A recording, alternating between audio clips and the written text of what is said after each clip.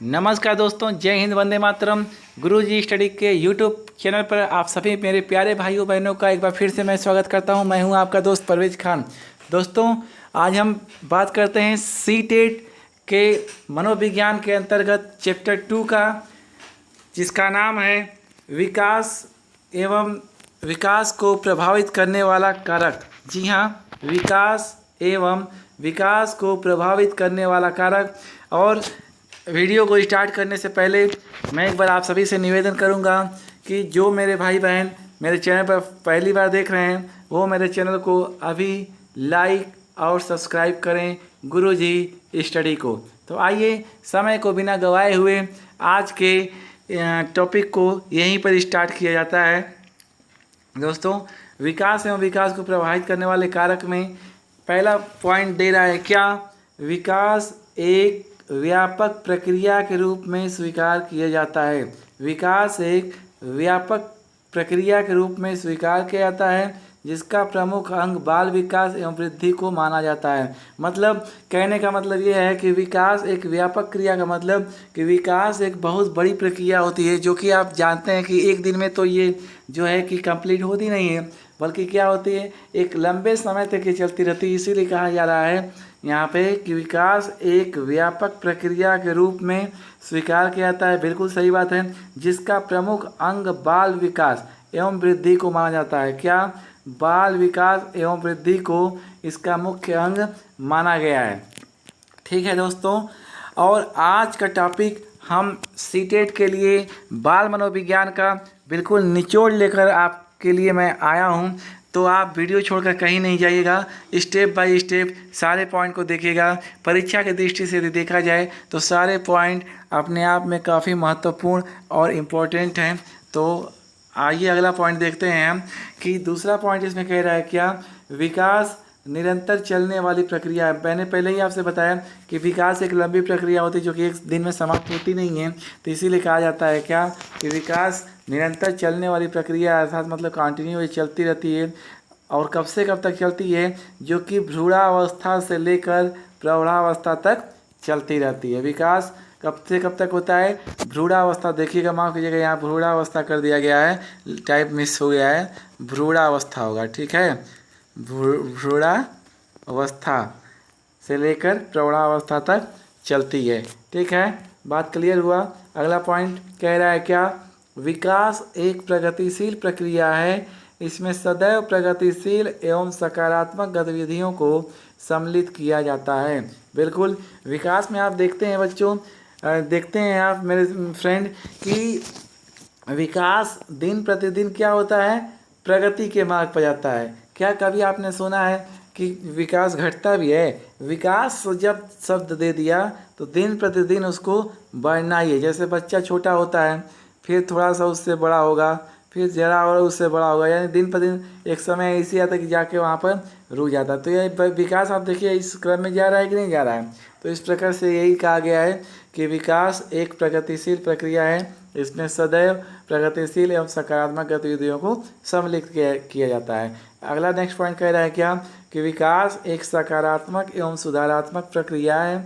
इसमें सदैव सकारात्मक उपायों से सुधार की ओर आगे बढ़ा जा सकता है। बिल्कुल सही कि विकास एक सकारात्मक मतलब पॉजिटिव और सुधारात्मक प्रक्रिया। इसमें सदैव सकारात्मक उपायों से सुधार की ओर आगे बढ़ाया जा सकता है। मतलब कहने का, यदि किसी बच्चे का विकास अगर किसी तरह से रुक रहा है तो उसमें आप या थोड़ा विकास होने में थोड़ा कहीं भी बाधा हो रही है, जैसे उसका मानसिक विकास हो या शारीरिक विकास हो या सामाजिक विकास हो, तो उसमें सुधार किया जा सकता है। ओके, अगला नेक्स्ट पॉइंट कह रहा है क्या? विकास की प्रक्रियाओं का अनुसरण। विकास की प्रक्रियाओं का अनुसरण किसी लक्ष्य को प्राप्त करने के लिए किया जाता है। जैसे सर्वांगीण विकास के लक्ष्य को प्राप्त करने के लिए विविध क्षेत्रों का विकास करना। ठीक है, विकास की प्रक्रियाओं का अनुसार किसी लक्ष्य को प्राप्त करने के लिए क्या आता है? मतलब विकास होता ही है कि किसी लक्ष्य को प्राप्त करें। अपने लक्ष्य को जब प्राप्ति हो जाती है तो जाकर वहाँ पर जो है कि विकास उसके बाद अपना पॉइंट नेक्स्ट बदल देता है। अर्थात कहने का मतलब विकास एक ऐसी चीज़ है कि ये कभी भी नहीं रुकता। ये भ्रूणावस्था के बालक, जैसे जब भ्रूणावस्था में जब बालक आता है तो भ्रूणावस्था से लेकर ऐसे तो कहा था कि मृत्यु पर्यंत तक ये प्रक्रिया चलती रहती है। विकास आपकी कभी समाप्त होने वाली प्रक्रिया नहीं है। अगला पॉइंट कह रहा है क्या, विकास के अंतर्गत नवीन तथ्यों, नियमों एवं विशेषताओं का विकास होता है। बिल्कुल सही बात। जब विकास होता है तो उसमें कुछ नवीन तथ्य बालक सीखता है, नियम सीखता है, ठीक है। और दूसरा उसमें कह रहा है कि जैसे बाल केंद्रित शिक्षा व्यवस्था एवं व्यवहार संबंधी कौशलों का विकास आदि। देखिए दोस्तों कि विकास जब होगा तो नवीन तथ्य, नियम, विशेषताओं को ध्यान में ही किया जाता है। और मनोविज्ञान के अंतर्गत बाल केंद्रित शिक्षा की व्यवस्था किया गया। अर्थात कहने का मतलब कि बालक को ही केंद्र बिंदु और उसके व्यवहार संबंधी कौशल आदि का जो है कि हम व्यवहार को लेकर उसका हम लोग शिक्षण करते हैं। और जो है कि उस बालक का के कौशलों को आदि का क्या किया जाता है, विकास किया जाता है, ठीक है। अगला पॉइंट कह रहा है 7वां कि विकास में संश्लेषण एवं विश्लेषण की प्रक्रिया का अनुसरण किया जाता है। संश्लेषण का मतलब होता है क्या, जोड़ना। संश्लेषण मतलब जोड़ना और विश्लेषण मतलब बिखरना होता है। तो विकास में जो है कि संश्लेषण और विश्लेषण की प्रक्रिया का अनुसरण करके एक निश्चित तथ्य तथा नियम एवं सिद्धांत तक पहुंचने का प्रयास किया जाता है। अगला पॉइंट कह रहा है क्या कि विकास एक अनिवार्य प्रक्रिया है जो सरल एवं स्वाभाविक रूप में संपन्न होती है। विकास एक अनिवार्य प्रक्रिया है, मतलब कि विकास सभी बच्चों में होता है, चाहे वो कोई भी बालक हो, विकास सब में होगा। चाहे वो कोई भी जाति का हो, किसी भी एरिया का हो, किसी भी राज्य का बालक हो या किसी भी देश का हो, ये विकास जो है कि देखा जाता है ये प्राकृतिक रूप से ये सभी में पाया जाता है, ठीक है। और ये सरल और स्वाभाविक रूप से संपन्न होती है। ऐसा नहीं कि विकास अचानक ही, मतलब आज कोई बालक अगर 2 फीट का है तो कल आप सुबह देखेंगे तो 10 फीट हो जाएगा, नहीं। विकास एक धीमे धीमे होती है और निरंतर चलने वाली प्रक्रिया है, राइट। अगला पॉइंट कह रहा है क्या, विकास एक व्यवहारिक प्रक्रिया है जो संघर्ष, तर्क एवं चिंतन के माध्यम से विविध व्यवहारों में प्रकट होती है। देखिए दोस्तों, यह विकास तो एक व्यवहारिक प्रक्रिया है जो संघर्ष, तर्क एवं चिंतन के माध्यम से विविध व्यवहारों में प्रकट होती है। जब बालक जो है कि तर्क करता है तब भी उसका क्या होता है, विकास होता है। चाहे वो क्लास में तर्क करता हो या अपने घर पर तर्क करता है तो बालक में विकास होता है। जब बालक चिंतन करता रहता है तब भी उसमें जो है कि विकास देखा जाता है। तो इस प्रकार से विविध व्यवहारों के रूप में जो है कि इसको देखा जा सकता है, ठीक है। अगला पॉइंट कह रहा है क्या, विकास के अंतर्गत विविध प्रकार की प्रक्रियाओं का समूह होता है। विकास के अंतर्गत विविध प्रकार की प्रक्रियाओं का समूह होता है। अर्थात कहने का मतलब कि विकास केवल एक दिशा में नहीं चलता, विकास एक दिशा में नहीं चलता, बल्कि आपका विकास हम लोगों का कुछ इस तरह से चलता है, यानी कई दिशाओं से होता हुआ ये गुजरता है। वही कहा गया कि विविध प्रक्रियाओं का समूह है जिसमें विविध क्षेत्रों के लिए पृथक पृथक क्रियाओं का अनुसरण किया। अब जो आपकी जैसे ये विविध क्षेत्र ये सब हैं तो इसमें अलग अलग समय पर अलग अलग प्रक्रियाओं का हम लोग जो है कि अनुसरण करते हैं, ठीक है। तो दोस्तों क्लास आपको कैसा लग रहा है, मज़ा यदि आ रहा है तो आप मेरे चैनल को इस वीडियो को लाइक करें, शेयर करें और सब्सक्राइब करें, ठीक है।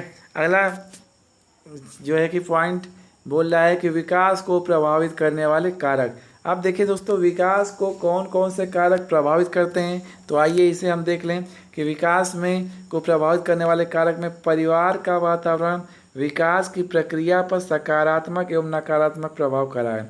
मतलब इसके कहने का मतलब कह रहा है क्या कि परिवार का जो वातावरण होता है, जी हाँ, परिवार का जो वातावरण होता है वो जो है कि विकास की प्रक्रिया पर सकारात्मक एवं नकारात्मक दोनों प्रभाव डालता है, ठीक है। अगला कह रहा है क्या कि विद्यालयी व्यवस्था एवं विद्यालय की गतिविधियां विकास की प्रक्रिया पर प्रतिकूल एवं अनुकूल प्रभाव डालती हैं। जब दोस्तों बच्चे का विकास होता है तो केवल घर से इंडिविजुअल तो होता नहीं है, बल्कि उसका विद्यालय में भी होता है। घर से तो होता नहीं, बल्कि घर से तो होता ही होता है, साथ ही कहाँ स्कूल से भी होता है। तो स्कूल की भी गतिविधियाँ जो बच्चे के साथ होती हैं उस बच्चे के विकास में जो है कि अनुकूल एवं प्रतिकूल प्रभाव अपना छोड़ जाते हैं। ठीक है, क्लियर हुआ ये पॉइंट।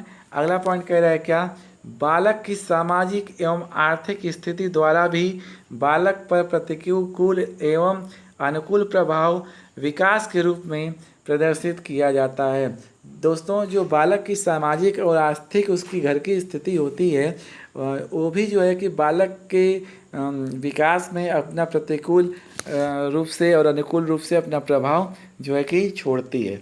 ठीक है, अगला पॉइंट कह रहा है क्या, आनुवंशिकता द्वारा भी विकास की प्रक्रिया को प्रत्यक्ष एवं अप्रत्यक्ष रूप से प्रभावित किया जाता है। मतलब आनुवंशिकता का भी कहीं ना कहीं हाथ विकास की प्रक्रिया में होता है। आनुवंशिकता से मतलब होता है कि उसके माँ बाप, उसके दादा दादी, नाना नानी, ठीक है, उसके यानी वंशज जो पूर्वज हैं वो भी जो है उनका भी कहीं ना कहीं से जो है कि जीन्स बच्चे के विकास को प्रत्यक्ष और अप्रत्यक्ष रूप से प्रभावित करता है।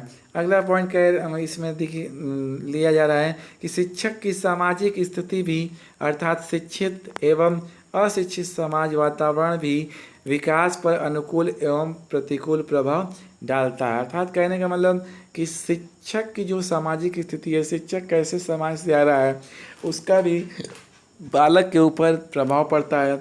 और कहने का मतलब ये है कि जो है कि समाज यदि शिक्षित होगा तो बालक का विकास भी उस रूप से ढलेगा, वैसे होगा।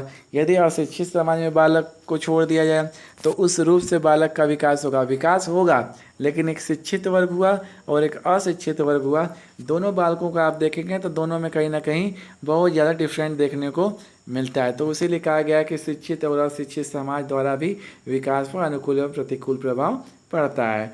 अगला नेक्स्ट पॉइंट कह रहा है क्या कि सांस्कृतिक विकास एवं संस्कृति में समाहित तत्व परंपराओं एवं गतिविधियों द्वारा विकास की प्रक्रिया को प्रत्यक्ष एवं अप्रत्यक्ष रूप से प्रभावित किया जाता है। सांस्कृतिक विकास का मतलब कि हम लोगों के सबकी अपनी अपनी जो है कि संस्कृति है, ठीक है ना। तो जिस बच्चा जैसे ही संस्कृति में पलता है वैसे परंपराओं को, वहाँ का जो है कि रीति रिवाज परंपरा को वो देखता है, सीखता है और वैसे ही उसका विकास होता है। जैसे कहने का मतलब कि मान लीजिए कि कोई बालक हिंदू धर्म में पैदा हो रहा है, तो हिंदू धर्म में यदि शादी होती है तो बालक को क्या होता है कि बालक सोचता है कि जब भी मैं भी बड़ा होऊंगा तो मुझे भी क्या करना है, 7 फेरे लेने हैं। लेकिन अगर वही मुस्लिम समाज में कोई बालक पैदा हुआ है तो वो ये सोचता है, वो उसको ये हो जाता है पता और सीख लेता है कि नहीं, 7 फेरा नहीं होगा बल्कि कबूल है का रस्म होती है। वही यदि ईसाई में जाता है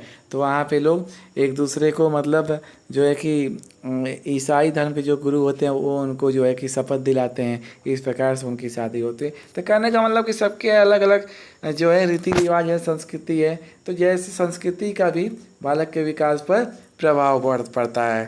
ठीक है, अगला और लास्ट टॉपिक आज पॉइंट कि सामाजिक दर्शन एवं सामाजिक दृष्टिकोण भी विकास की प्रक्रिया को प्रत्यक्ष एवं अप्रत्यक्ष रूप से प्रभावित करती है। सामाजिक दर्शन का मतलब कि बच्चा जिस समाज में पल रहा है, बढ़ रहा है, वो जैसे समाज को अपने सामने देख रहा है उस समाज के हिसाब से बच्चे का विकास होता है।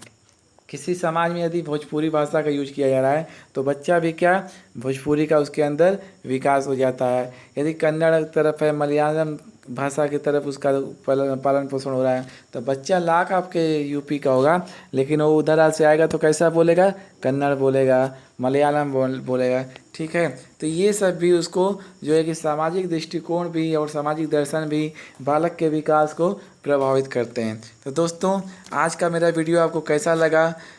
अगर आपको अच्छा लगा हो तो इसे लाइक और सब्सक्राइब करें। क्या, लाइक और अभी सब्सक्राइब करें अपने प्यारे चैनल गुरुजी स्टडी को। तो दोस्तों, हम आपसे वादा करते हैं कि सीटेट का पेपर जब तक हो ना जाए आप मेरे किसी भी वीडियो को मत छोड़ कर जाइएगा और जो है कि हमेशा देखते रहिएगा। यदि आप ये जो है कि आपके एग्ज़ाम के दृष्टि से हमने एक एक पॉइंट बहुत ही रच के बनाया हुआ है, कड़ी मेहनत की है। और यार अगर इतना आपके लिए हम मेहनत कर रहे हैं तो आपका दायित्व भी बनता है कि यदि आपका छोटा भाई यदि इतना मेहनत कर रहा है तो आपको भी उसको थोड़ा सा बढ़ाना चाहिए। तो उसके लिए दोस्तों मेरे चैनल को आप सब्सक्राइब करें, लाइक करें। इससे हमें जो है कि काफ़ी एनर्जी मिलती है, ऊर्जा मिलता है। हम जो है कि हमेशा प्रयास करते हैं कि अपने दोस्तों को, अपने भाई बहनों को कुछ अच्छा दिया जाए। और मैं आपसे वादा करता हूं कि जब तक सीटेट का एग्ज़ाम हो नहीं जाएगा,